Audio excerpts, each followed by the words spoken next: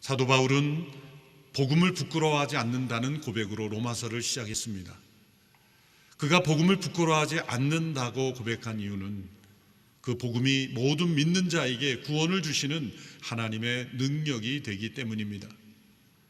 복음이 왜 하나님의 능력입니까? 왜 복음이 모든 믿는 자에게 구원을 주시는 능력입니까? 그것은 복음에 나타난 하나님의 의 때문이라고 했습니다. 하나님의 의는 무엇입니까? 그것은 하나님의 성품, 본질로서의 의가 아니라 죄인된 인간을 의롭다 하시기 위해서 하나님의 아들 예수 그리스도께서 성육신하시고 십자가에서 대신 죽으시고 부활하심으로 이루신 의, 획득하신 의로서 우리 인간에게 값없이 선물로 주시는 의라는 것입니다. 복음에는 이 하나님의 의가 나타나 모든 믿는 자를 구원하시는 능력이 되기 때문에 이 복음을 나는 부끄러워하지 않는다고 고백했습니다. 이것이 로마서 전체의 주제요, 성경 전체의 핵심 내용입니다. 로마서 1장 1절에서 17절까지의 내용이 로마서 서론이고, 이제 로마서 3장 21절에 가보면 다시 하나님의 의를 설명하기 시작합니다. 이제 율법 외에 하나님의 한 의가 나타났으니 라고 하며 1장 16절 17절에서 설명했던 하나님의 의를 다시 3장 21절부터 설명해 가기 시작합니다. 그러므로 오늘 본문 1장 18절부터 3장 20절까지의 내용은 그 중간에 무엇인가를 설명하기 위하여 삽입된 말씀들입니다. 그것은 바로 인간에게 왜 하나님의 의가 필요한가를 설명하는 것입니다. 복음에 나타난 하나님의 의가 왜 인간에게 필요한가? 왜 하나님은 예수 그리스도를 통해서 죄인된 인간을 값없이 의롭다 하심으로 구원하시기로 작정하셨는가? 왜 인간 스스로에게는 의가 없으며 더딥혀 주셔야 하는 하나님의 의가 필요한가를 설명하는 내용이 바로 이 중간의 말씀들입니다. 그 대답은 한마디로 하나님의 진노입니다. 인간의 불의함에 대하여 하나님의 진노가 있다는 것입니다. 그래서 앞으로 오늘부터 시작을 해서 몇 주간 내 말씀은 하나님의 진노에 대한 말씀입니다. 이제 각오하고 몇 주 오셔야 됩니다. 복음은 우리에게 기쁜 소식을 전하기 전에 먼저 나쁜 소식을 전합니다. 굿뉴스이기 전에 먼저 배드뉴스를 전합니다. 그것은 인간의 불의함에 대하여 하나님의 진노가 있다는 것입니다. 사람들은 하나님의 사랑에 대하여 말하면 고개를 끄덕이며 받아들입니다. 그러나 하나님의 진노를 말하기 시작하면 거부하며 받아들이지 않습니다. 하나님의 사랑에 대해서는 받아들일 마음이 있지만 하나님의 진노에 대해서는 받아들일 마음이 없는 것이죠. 그러나 그것은 병을 진단하지 않고 고치겠다고 생각하는 것과 마찬가지입니다. 치료가 되려면 진단이 정확해야 되듯이 인간의 구원이 있으려면 왜 인간에게 구원이 필요한가를 깨달아야 하는 것입니다. 왜 하나님의 의로 인간은 구원받는가? 하나님의 진노 아래 있기 때문이다. 그러므로 복음에서 하나님의 진노를 떼어내는 것은 복음을 무너뜨리는 것입니다. 하나님은 사랑의 하나님이시며 동시에 진노하시는 하나님이십니다. 이 하나님의 진노에 대해서 칼바르트라는 신학자는 이렇게 설명했습니다. 하나님의 진노는 우리가 심판자를 사랑하지 않는 한 반드시 맞이하게 되는 심판이며 우리가 문제를 문제로 이해하지 못하는 한 언제나 그대로 남아있는 삶의 문제이다.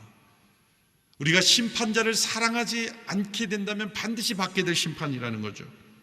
문제를 문제로 깨닫지 못하는 한 여전히 남아있는 삶의 문제, 그것이 하나님의 진노입니다. 여러분은 이 문제를 해결하셨습니까? 여러분은 심판자를 사랑하고 계십니까? 아니면 심판을 외면하며 문제를 외면함으로 여전히 남아있는 문제, 곧 하나님의 진노를 안고 살아가고 있습니까? 하나님의 진노를 깨닫지 못하면 하나님의 사랑도 깨닫지 못합니다. 그러므로 복음을 깨닫지 못하게 됩니다. 하나님이 사랑이시며 왜 진노하시는가를 잠시 설명드리겠습니다. 하나님께서 사랑이신 것, 그것은 하나님의 성품이며 동시에 그것은 완전하신 하나님의 본질적인 완전함입니다. 본질적 완전함, 이런 용어를 쓸 수 있습니다. 본질적인 완전함이란 대상에 따라, 상황에 따라 변하지 않는다는 겁니다. 하나님이 우리를 사랑하실 때 우리가 사랑스러운 모습일 때만 사랑하시는 것이 아니라는 것입니다. 우리가 때로 죄와 악에 처해 있을지라도, 세상의 모든 사람으로부터 버림받을 잘못을 행한 사람일지라도 하나님은 그를 여전히 사랑하십니다. 그것이 본질적인 완전함입니다. 우리의 어떤 죄와 허물과 잘못도 우리를 향한 하나님의 사랑을 막을 수가 없는 그 하나님의 사랑, 대상의 상태와 상관없이 여전히 동일하게 사랑하시기에 그 사랑은 본질적인 완전함입니다. 만일 우리의 상태에 따라 하나님의 사랑이 바뀐다면 하나님은 사랑이시라라고 말할 수가 없습니다. 그런데 사랑이신 하나님께서 진노하시는 때가 있습니다. 그것은 우리가 죄와 악에 빠져 있을 때 하나님은 정확하게 그 죄와 악에 대하여 진노하십니다. 사람들의 진노는 어떻습니까? 사람들이 안에 있는 분노는 때로는 죄와 악에 대한 것이기도 하지만 자기 안에 있는 죄와 악을 더하여 분노하기도 합니다. 때로는 자신의 상처와 오해와 또 자기 안에 있는 욕심 때문에 분노하기도 합니다.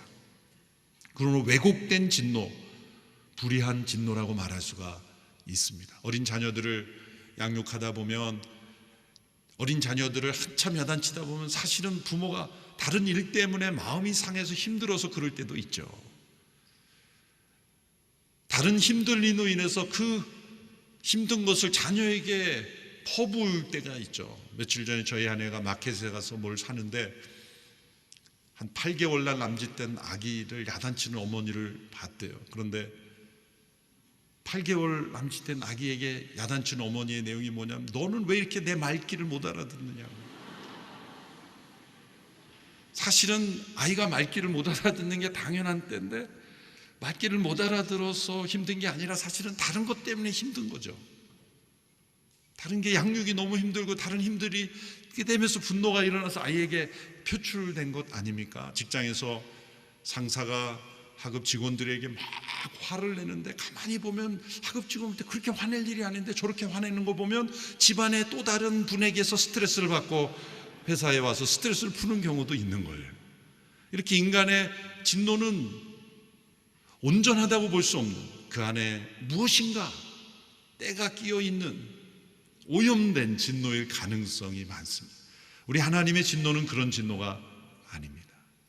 본질적으로 완전하신 하나님의 사랑이신데 왜 하나님이 진노하실까? 그것은 우리의 죄와 악에 대하여만 진노하시는 것입니다. 존 스토트가 이 문제에 대해서 잘 정리된 문장을 남겼습니다.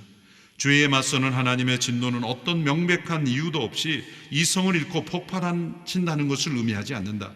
그분의 진노는 수수께끼 같거나 비이성적이지 않다. 그분의 진노는 예측할 수 없는 것이 아니라 오히려 언제나 예측이 가능하다. 왜냐하면 악에 의해, 그리고 오직 악에 의해서만 유발되기 때문이다. 하나님의 진노는 예측 가능합니다. 철저히 이성적이집니다. 왜냐하면 오직 악에 의해서만 유발되기 때문이다. 그러므로 본질적으로 완전하신 하나님의 사랑이신 분이 왜 진노하십니까? 우리를 사랑하시기 때문에 진노하는 겁니다. 로마서 12장 9절의 말씀에 사랑에는 거짓이 없어야 합니다. 악한 것을 미워하고 선한 것을 붙드십시오. 진정한 사랑은 거짓이 없으며 악을 미워하는 것이 진정한 사랑이기에 우리 안에 있는 악을 미워하시기에 하나님이 진노하시는 겁니다. 그러므로 사랑의 하나님이 진노하시는 것입니다. 만일 하나님이 우리의 죄와 악에 대해서 전혀 진노하시지 않는다면 그분은 사랑이 아니십니다. 진정한 사랑은 사랑하는 대상이 악에 머물러 있는 것을 원치 않기 때문이요, 그 악을 제거하려고 성경에 보면 소멸하시는 불과 같이 맹렬히 불태우시는 하나님처럼 불은 순수하지 못한 것을 다 태워버리는 거죠. 불은 가장 순수한 물질이죠. 물처럼. 그래서 고대 철학자들은 물, 불 이런 것들을 가장 원인 물질로 그렇게 여겼죠. 불은 가장 순수합니다. 그러므로 순수하지 못한 것은 다 태워버리는 것이죠. 하나님을 왜 소멸하시는 불로 비유했습니까? 하나님의 사랑이 맹렬하신 불처럼 우리 안에 악을 태우시고 우리 안에 더러움을 태우심으로써 우리를 사랑하시는 것입니다. 우리로 하여금 거룩하고 순결하게 하시기 위해서. 그러므로 사랑이신 하나님이 진노하시는 것입니다. 우리 인간 안에 이 하나님의 진노를 일으키는 악의 모습들이 있다는 것입니다. 어떤 모습들이 있을까요? 로마서 1장 18절의 말씀을 함께 읽어보겠습니다. 시작. 하나님의 진노가 불의로 진리를 막는 자들의 모든 불경건과 불의에 대해서 하늘부터 나타납니다. 첫 번째 모습은 불의로 진리를 막는 모습입니다. 인간에게서 하나님의 진노를 일으키는 여러 죄악의 모습들이 이제 30절 이하에 나오는데요, 수십 가지의 죄악들의 모습 이전에 심층적이고 근본적이고 원리적인 문제가 있다는 겁니다. 그것은 인간 안에 있는 불의함이 하나님의 진리를 가로막고 있다는 겁니다. 하나님의 진리를 회방하고 대적하고 그것을 나타나지 못하도록 가로막고 있다는 것입니다. 하나님이 살아계시며 하나님이 사랑하시는 분임을 하나님은 이 세상에 분명히 나타내셨다고 말씀하고 있습니다. 두 가지 통로로 하나님은 나타내셨습니다. 첫 번째는 인간 안에 하나님이 계심을 나타내셨습니다. 무엇입니까? 인간의 신체가 기묘막측하게 신묘막측하게 정말 놀라운 신비로 창조되었다는 것 플러스 그것 외에도 인간 안에 있는 그 무엇이 있습니다. 오늘 본문 1장 19절의 말씀을 보십시오. 이는 하나님을 알만한 것이 그들 가운데 분명히 드러나 있기 때문입니다. 하나님께서 그들에게 그것을 명백히 보여주셨습니다. 그들 가운데 인간 안에 있는 것, 이거 무엇입니까? 그것은 인간의 신체 메커니즘을 보면 정말 신비로운 회복의 능력이 있고 자기 치료의 능력이 있고 방어의 능력이 있고 이 모든 것이 원활하게 움직여지는 것을 보면 너무나 신비로운 것이죠. 우연히 모든 인간의 신체가 만들어졌다라고 도저히 말할 수가 없습니다. 단세포에서 어떻게 하다 보니까 점점 발전하다 보니까 이렇게 복잡한 메커니즘이 완성되었다? 정반대죠. 완전한 지혜를 가지신 창조자가 계심을 증거하는 거예요. 그것만이 아닙니다. 인간에게는 또 다른 특징이 있습니다. 왜냐하면 그런 특징은 다른 동물, 생물들에게도 있죠. 인간 안에 있는 그 무엇이 뭡니까? 그들 가운데 하나님을 알만한 것을 명백히 보여주신 것 바로 인간 안에 있는 도덕 개념이에요. 양심입니다. 여러분, 다른 피조물에게는 이런 양심이나 도덕, 옳고 그름에 대한 개념이 없습니다. 본능을 따라 살아갈 뿐입니다. 그러나 인간에게는 옳고 그름이라는 도덕 개념이 있기 때문에 사람들이 자책을 느끼고 후회를 하고 불안을 느끼고 때로 기쁨을 느끼고 보람을 느끼고 감동을 느끼는 것입니다. 옳은 상태에 있으면 기쁨과 보람과 감동과 담대함을 느끼고 옳지 않은 상태에 있을 때 불안과 두려움과 자책을 느끼는 거죠. C.S. 루이스가 순전한 기독교 제1장을 쓰면서 그는 옳고 그름, right and wrong이 우주의 의미를 풀 수 있는 클로 열쇠라고 말했어요. 왜 그랬을까요? 2차 세계대전 때 BBC 방송에 그가 이 강연을 하면서 무엇을 말하고 싶었을까요? 전쟁으로 수많은 사람들의 생명을 비참히 죽여도 그것을 정당하는 것을 보면서 옳고 그름이 과연 이 시대에 살아있는가? 오늘 이 시대는 사람들이 가장 싫어하는 말이 옳고 그름이라는 말이에요. 옳고 그름보다 더 중요한 것은 없음에도 옳고 그름을 사람들이 거부하는 거예요. 그래서 기준을 바꿉니다. 옳고 그름은 자기가 결정하는 것이다. 모든 사람들이 객관적으로 받아들여야 될 절대적 진리는 없다. 곧 도덕적 진리를 부정하는 것입니다. 진리는 도덕적 진리와 과학적 진리로 나눠줄 수 있죠. 과학적 진리는 있는 만물에 있는 그대로를 관찰하는 겁니다. 우주 전체가 어떻게 질서 있게 움직이고 이 자연 만물, 피조물, 동물, 생물 모든 세계가 어떻게 질서 있게 움직여지는가에서 법칙을 발견하고 그것을 우리의 삶에 적용하고 또한 발전시키는 것, 이게 과학적 진리를 발견해 나가는 거죠. 그것은 있는 그대로의 모습을 확인하고 원리를 밝혀내는 것입니다.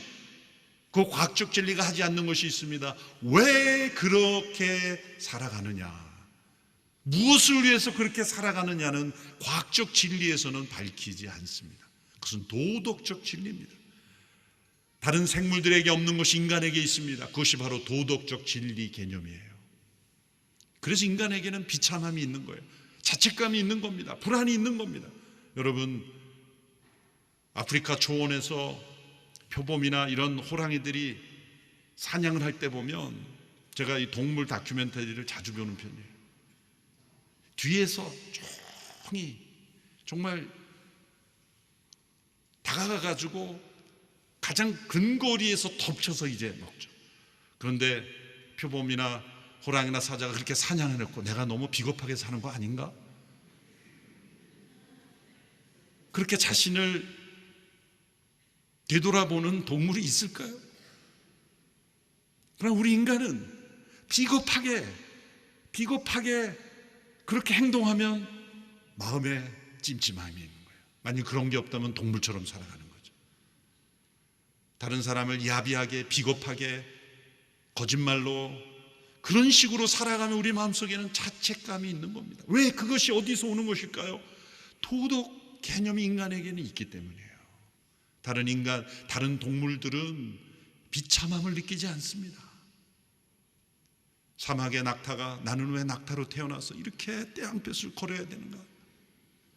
그런 인식을 가지지 않습니다. 그러나 인간은 나는 왜 이런 상황인가? 라는 비참함을 느끼는 것이, 파스칼은 팡세에서 그렇게 인간은 위대한 존재라는 것을 도리어 증명하는 것이다.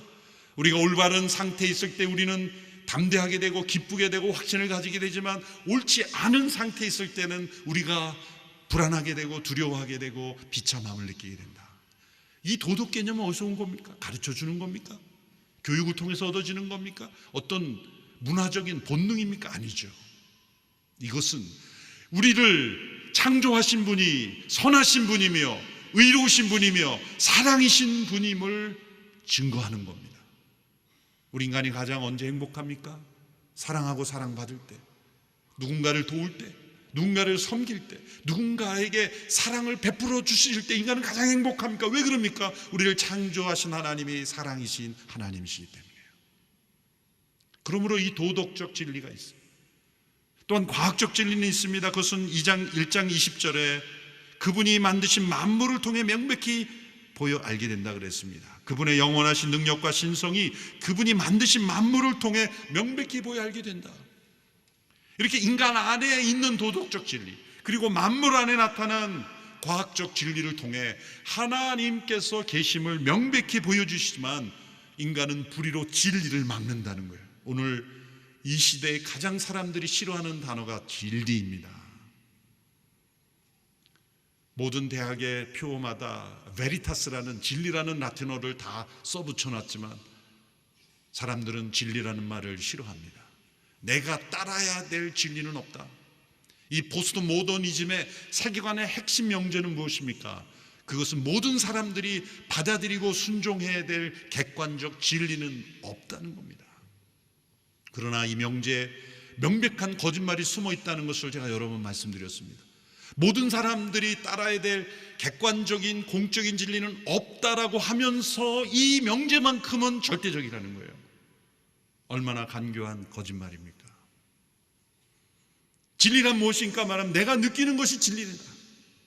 이제는 내가 받아들이는 진리는 없고 내가 느끼고 내가 옳다고 여기는 것이고 진리다라고 주장하는 이런 시대가 바로 불의로 진리를 막는 것입니다. 이것이 겉으로 나타나는 어떠한 죄악과의 현상보다 더 중요한 죄악이에요. 하나님의 진리를 막는 것입니다. 두 번째 단계로 도달하게 되어서 그것은 하나님 알면서도 하나님께 영화롭게 하지 않고 감사하지 않습니다. 1장 21절의 말씀 우리 같이 읽습니다. 시작. 그들은 하나님을 알면서도 하나님을 영화롭게 하지도 않고 감사하지도 않습니다. 그들의 생각이 허망해졌고 그들의 어리석은 마음은 어두워졌습니다. 불의로 진리를 막게 되면 어떻게 됩니까? 인간의 마땅한 본분을 지키지 않게 됩니다. 하나님을 알면서도 하나님을 영화롭게 하지 않고 감사하지 않게 됩니다. 경배하지 않게 됩니다. 그 결과 생각이 허망해지고 어리석어지고 마음이 어두워지는 것입니다. 여기서 하나님을 알면서도 라고 할 때 하나님을 안다는 것은 우리가 하나님을 다 안다는 게 아니라 우리가 알 수 없는 하나님이라는 것을 안다는 거예요. 여러분 집에 반려견이 함께 있을지 모르지만 그 반려견이 여러분과 함께 살지만 인간을 다 압니까? 모르죠. 개미의 세계가 어떻게 인간의 세계를 할 수 있겠습니까? 우리가 어떻게 하나님의 세계를 다 알 수 있겠습니까? 모른다는 것을 아는 것이 하나님을 아는 것입니다. 그러면 우리가 다 알 수 없는 하나님은 어떻게 됩니까? 경배하는 것입니다. 경외하는 것입니다. 따르는 것입니다. 그분께 영광 올려드리는 것입니다. 그분께 감사하는 것입니다. 근데 그것을 하지 않는 이유가 뭡니까? 불의로 진리를 막고 있기 때문에, 하나님이 나타내신 계시 진리를 받아들이지 않기에 하나님께 영광 올려드리잖아요. 왜 잠언 말씀에 하나님을 경외하는 것이 지혜의 근본이라고 말씀합니까? 하나님을 경외하고 하나님께 경배하는, 감사하는 영혼은 밝아지기 때문입니다. 하나님이 지혜를 주시기 때문이죠. 그러나 그렇지 않은 영혼은 점점 어리석어집니다. 그리고 어두워집니다. 그리고 허망해집니다. 마땅히 우리가 하나님을 예배하지 않을 때 우리는 중립 상태에 있는 것이 아닙니다. 팀 켈러 목사님이 여기에 대해서 좋은 문장을 잘 남기셨어요. 인간의 마음은 종교적으로 중립적인 진공 상태가 아니다. 무엇인가를 숭배해야 한다. 우리는 창조주를 경배하도록 만들어졌기 때문에 그분을 거부하면 그 대신 다른 무엇인가를 경배하게 되어 있다. 우리는 목적 있는 피조물이기에 무엇인가를 위해 살아야 하기 때문이다. 그러므로 우리가 창조주 하나님을 경배하고 그분을 영화롭게 하고 감사치 않으면 세 번째 단계가 찾아오는 것입니다. 그것이 바로 우상을 숭배하는 거예요. 오늘 본문 22절 23절의 말씀을 함께 읽겠습니다. 시작. 그들은 스스로 지혜롭다고 하지만 미련하게 돼 썩지 않는 하나님의 영광을 썩어질 사람이나 새나 짐승이나 기어다니는 동물의 우상으로 바꾸었습니다. 불의로 진리를 막는 자들은 하나님을 영화롭게 하지 않고 감사하지 않고 그 마음이 어두워져서 결국은 우상을 숭배하게 돼. 이게 타락의 모습들이에요. 하나님의 진리를 받아들이고 하나님과 동행하며 살 수 있는 인간이 진리를 막자, 하나님을 영화롭게 하지 않고 감사하지 않자 점점점 추락하면서 이 피조물을 우상으로 만들어서 섬기는 데까지 떨어진다는 겁니다. 여러분, 다른 피조물들은 죄의 영향력 안에 있지만 양육강식이 더 강해진 것 그 정도입니다. 본능이 더 강화돼서 양육강식의 세계가 더 강화된 것 뿐입니다. 그런데 인간은 양육강식 정도가 아닙니다. 새나 짐승이나 기어다니는 동물의 우상을 아이콘으로 만들어서 우상을 섬기는 데까지 떨어지는 겁니다. 여러분, 수많은 종교나 이런 문화 속에 보면 여러 가지 아이콘을 만들고 그것을 신적으로 섬기고 거기서 절하는 것, 그것은 너무나 영광스러운 인간의 존엄성을 스스로 땅에 떨어뜨리는 겁니다. 이런 21세기 과학 문명의 시대에도 최첨단 기술 연구소를 만들어 놓고 그 앞에 그 기술이 잘 연구되고 해달라고 돼지 머리를 잘라놓고 절하는 모습, 그것이 과연 이성적일까요? 왜 그런 마음이 일어나는 것일까요? 마땅히 의지해야 될 천지를 창조하신, 나를 창조하신, 인간을 창조하신, 인간이 다 이해할 수 없고 측량할 수 없는 광대하신 하나님께 드려야 될 그 경배를 드리지 않으니까 어두워지고 어리석어지니까 인간보다 못한 피조물을 머리를 잘라놓고 나무에다가 절을 하고 돌에다가 돌을 쌓고 절하는 거예요. 바다를 보고 빌고 나무에다가 절을 하고 피조물을 섬기는 우스운, 인간 이하에 있는 인간보다 못한 존재를 인간이 섬기는 이 어리석은 모습이 바로 우상의 숭배의 모습이죠. 타락의 모습입니다. 여러분, 어떤 동물들이 또 다른 아이콘을 만들어 놓고 우리를 다스리는 신이라고 절하는 거 있습니까? 오직 인간만이 그러한 우상을 만듭니다. 왜일까요? 그것은 인간이 우상을 어떤 아이콘을 만들면 자신이 하나님이 되었다라는 그런 느낌 때문에 만드는 거예요. 진짜 섬기려고 하는 게 아니라 자신이 하나님이 되고 싶은 마음을 충족시키려고 하는 것이죠. 여러분, 인간이 이렇게 불의로 진리를 막고 하나님을 섬기지 않고 예배하지 않을 때 추락하는 모습을 보면 정말 피조물보다 못한 존재로 더 떨어지는 거예요. 원래 값진 것일수록 깨어지면 더 손상이 큰 거예요. 사람이 타락한 모습을 보면 이 피조물보다 더 타락한 모습이에요. 우리가 과식을 하는 사람을 돼지같이 먹는다고 하죠. 돼지가 참 기분 나빠할 말입니다. 왜냐하면 돼지가 먹고 싶은 대로 먹은 다음에 위를 관찰해 봤더니 항상 위가 비어 있다는 거예요. 몇 퍼센트 이상 절대 먹지 않는다는 거예요. 그런데 인간은 위를 채울 뿐만 아니라 식도까지 차오르게 먹어요. 로마 시대에는 먹고 싶은 대로 먹고 파티 때는 먹은 걸 다시 토해내고 또 먹는 그런 일들이 비일비재했다는 거예요. 돼지가 서글픈 얘기입니다. 어떤 동물들이 동성 간의 교미를 하고 동성 간의 연애를 합니까? 없습니다. 일부 동성애 지지자들이 동물들도 그런 것들이 있다는데 전혀 거짓말입니다. 있을 수 없는 일들이 인간에게는 일어나는 거죠. 이렇게 불의로 진리를 막는 사람들에 대하여 하나님의 진노가 나타납니다. 마지막 심판날에 궁극적으로 임할 하나님의 진노가 있고, 우리의 삶 속에 현재 재앙으로 나타난 하나님의 진노가 있고, 세 번째 진노의 모습이 24절 이하에 나타납니다. 그것은 내버려 두심의 진노입니다. 그 죄 가운데 내버려 두시는 것. 1장 24절에 보면 마음의 정욕대로 내버려 두신다고 나와 있습니다. 1장 24절의 말씀이죠. 그러므로 하나님께서는 그들의 마음의 정욕대로 살도록 더러움에 내버려 두시니 그들은 서로의 몸을 욕되게 했습니다. 1장 26절에 보면 하나님께서는 이 때문에 그들을 수치스러운 정욕대로 내버려 두셨습니다. 그리고 여기에는 동성애 문제를 정확하게 지적하십니다. 비정상적인 관계다. 순리를 영리로 바꾸는 것이다. 분명히 말씀하고 있습니다. 남자와 여자, 여자와 남자, 이성 간의 관계를 동성 간의 관계로 바꾸는 것, 이것은 부끄러운 일이요 수치스러운 일이요 하나님의 진노를 만들어내는 일이라고 말씀하고 있습니다. 이 말씀을 어떻게든 다르게 해석하려고 이것은 다른 의미다, 이것은 선천적인 성적 지향대로 하지 않는 것을 오히려 영리로 말하는 것이다. 아닙니다. 여기에 분명히 성을 말하잖아요. 여자와 남자, 남자와 여자, 같은 남자끼리, 같은 여자끼리. 이 명백한 말씀을 어떻게 우리가 외면할 수 있습니까? 실제로 우리나라의 에이즈 환자, 10대 에이즈 환자가 급증하는 것은 동성애 확산과 무관하지 않습니다. 요즘 원숭이 두창이라는 바이러스 WHO에서 처음 발표할 때 뉴스는 분명 남성 간의 관계를 통해 확산되고 있다고 했어요.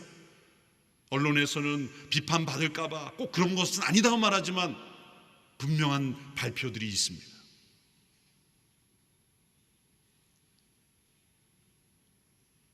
우리가 차별금지법을 교회에서 왜 반대합니까? 차별금지법 안에는 이것이 잘못됐다고 설교하는 내용을 예배당 안에서는 할 수 있어도 방송으로는 내보낼 수 없다는 거예요. 그러면 이 구절을 설교할 때는 방송을 CGN TV 문 닫아야 되는 거예요.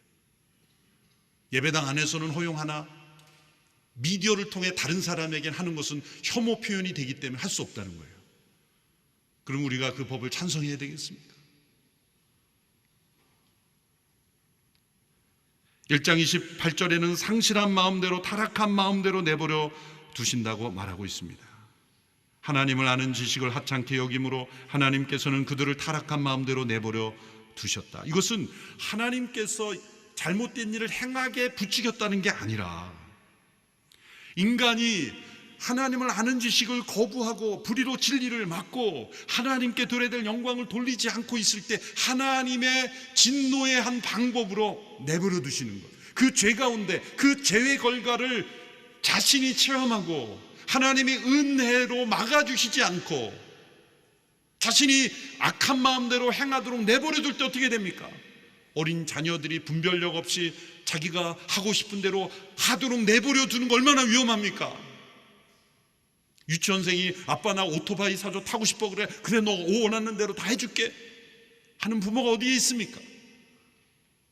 하나님께서 막아주시지 않고 그 마음에 상실한 마음, 타락한 마음, 어두운 마음대로 다 원하는 것을 내버려 둘 때 그 자체가 하나님의 진노요 징벌이라는 것입니다. 이동훈 목사님이 로마서 강해책에 이런 이야기가 나옵니다. 무신론 철학자 잉거솔이라는 사람이 무신론 강의를 하여 사람들에게 신은 없다라고 그렇게 외치는 강연을 했습니다. 마지막 강의에서 내가 5분간 신을 모욕하고 도전할 텐데, 신을 저주할 텐데, 신이 살아있다면 나를 5분 안에 징벌하시오. 그렇지 않으면 신은 없는 것이요. 그가 5분 동안 신에 대하여 엄청난 모욕과 도전을 했습니다. 5분 동안 아무런 일이 없었습니다. 사람들에게 말합니다. 거보십시오. 신이 살아있다면 이렇게 신을 저주하는 나를 내버려 둘 수 있습니까? 이것이 신이 없다는 증거입니다. 그때 뒤편에 앉아있던 한 어르신이 와서 여보게, 내가 경험한, 내가 섬기는 하나님은 내가 하나님을 거스리고 합당하지 않고 잘못된 일을 행할 때 나를 책망하시고 징계하시는 하나님이시오. 왜냐하면 하나님은 나를 사랑하시고 나를 그냥 내버려 두실 수 없는 자녀이기 때문이요. 오늘 당신의 이 행동에 대하여 만일 하나님이 침묵하시고 그냥 두신다면 당신은 신에게 버림받은 사람일 수도 있어. 하나님께서 인간을 내버려 두심으로 심판하시고 내버려 두심으로 진노하실 수 있다는 것이 얼마나 무서운 말씀입니까? 그렇게 하나님 내버려 주실 때 인간의 마음속에 온갖 죄악들이 30절 이하에서 불의, 추악, 탐욕, 악의, 시기, 살인, 분쟁, 사기, 악독, 비방, 능욕, 교만, 온갖 죄악들이 쏟아져 나옵니다. 장칼뱅이, 인간의 마음은 죄악의 공장과 같다는 말이 여기에서 나오는 거예요.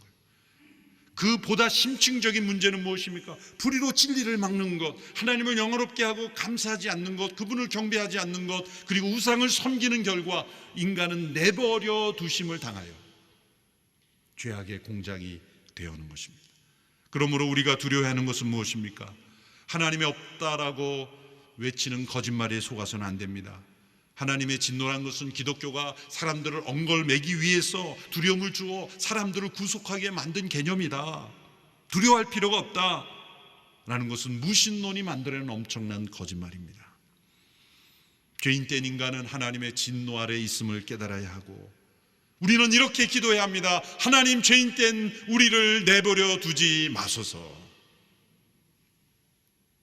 우리 스스로의 의로움은 없습니다. 스스로의 의로움으로 하나님 앞에 설 수 없습니다. 그러므로 우리는 하나님의 의가 필요합니다. 우리 스스로 이 죄를 벗어날 수 없습니다. 우리는 끊임없이 불의로 진리를 막고 있으며 하나님을 영화롭게 하지 않고 있으며 감사치 않고 있으며 우상에 빠져 있으며 이러한 죄악의 포로가 되어 있습니다. 그러니 우리는 값없이 의롭다 하시는 하나님의 의가 필요합니다. 그것을 깨닫고 하나님의 의를 갈망하며 나가는 우리 모두가 되기를 축원합니다. 기도하겠습니다. 하나님 아버지, 우리의 죄악을 긍휼히 여겨주시고 우리를 값없이 의롭다 하시기 위하여 하나님의 아들 예수 그리스도께서 십자가에서 죽으시고 부활하심으로 우리를 의롭다 하시니 감사합니다. 하나님의 의를 갈망하며 하나님의 진노 아래 놓여있는 우리들을 바라보며 십자가 앞에 나아가는 우리 모두가 되게 하여 주시옵소서.